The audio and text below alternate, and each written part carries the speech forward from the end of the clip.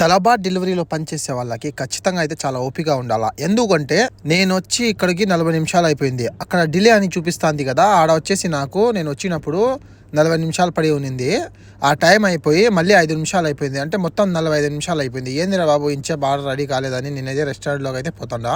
కనిపిస్తుంది కదా ముందు అదే రెస్టారెంట్ అయితే. నేనైతే లోపలికి వెళ్ళి చూసిన ఎంతమంది కస్టమర్లు ఉన్నారు, ఎందుకు ఇంత డిలే అయిందని. చూస్తే కనుక ఒకరే కస్టమర్ తింటున్నారు. వాళ్ళకేం నష్టం ఉండదు, మనకే నష్టం. ఎందుకంటే మనం 1 గంట వెయిట్ చేస్తాం. ఆల్రెడీ నేను 1 గంట అయిపోయింది. వాళ్ళు ఒకటే మాట చెప్తారు, వెయిట్ చేయి. తలబాత్కి కనుక మెసేజ్ చేస్తే తలబాత్ ఒకటే మాట చెప్తారు, తీసేసి వెళ్ళిపోతే ఎవరికి నష్టము? మాకే నష్టము. 1 గంట వెయిట్ చేసి తీసేసి వెళ్ళిపోతే ఎట్టాబా?